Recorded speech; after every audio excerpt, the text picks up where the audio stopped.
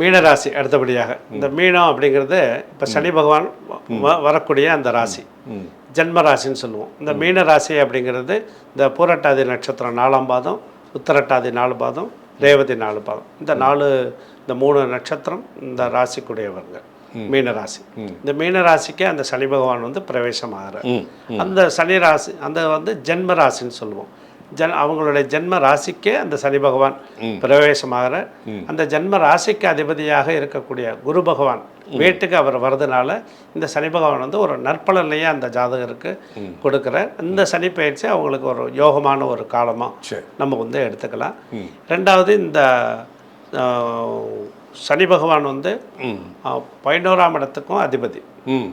சரி, 11ஆம் இடத்துக்கு அதிபதியாக இருந்து அவர் ஜென்மத்துக்கு வர்றது நல்ல ஒரு விசேஷமான ஒரு சிறப்பாக இருக்கும் அப்படிங்கிறது நம்ம வந்து சொல்லலாம். அதே போல் இந்த 12 ராசிகளுமே வந்து நல்ல ஒரு சிறப்பான ஒரு இந்த சனிப்பயிற்சி வந்து முழுக்க இந்த 12 ராசிகளுக்குமே நல்ல ஒரு சிறப்பான ஒரு பயிற்சியாக தான் இது வந்து அமைஞ்சிருக்கு. பயப்படணுங்கிற ஒரு அவசியம் இல்லை. பயத்தை எல்லாருமே வந்து நீக்கிடுங்க. சுவாமி வந்து நமக்கு அருள் பாலிக்க காத்துருக்க அவரை சரணடைஞ்சால் போதுமானது.